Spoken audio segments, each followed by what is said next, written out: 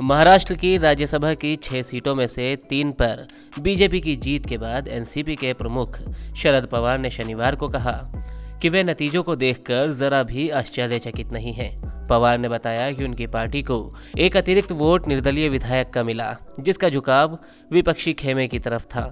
महाराष्ट्र में हुए राज्यसभा चुनाव में बीजेपी उम्मीदवार केंद्रीय मंत्री पीयूष गोयल, राज्य के पूर्व मंत्री अनिल बोंडे और पूर्व सांसद धनंजय महाडिक ने जीत दर्ज की।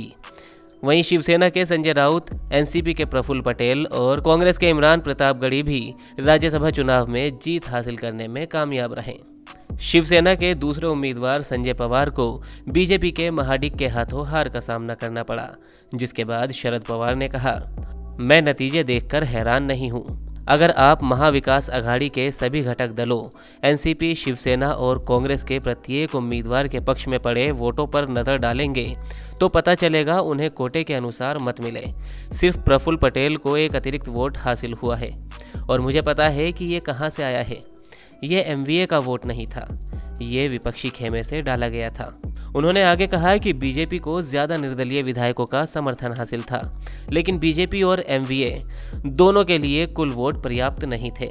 शरद पवार ने कहा कि एमवीए ने कुछ वोट कम होने के बावजूद 6ठी सीट पर जीत हासिल करने के लिए साहसिक प्रयास किए, लेकिन हमें उस चमत्कार को स्वीकार करना होगा जिसके तहत बीजेपी नेता देवेंद्र फडणवीस उन निर्दलीय सदस्यों और छोटे दलों को हमसे दूर करने में सफल रहे जो एमवीए का समर्थन करते हैं।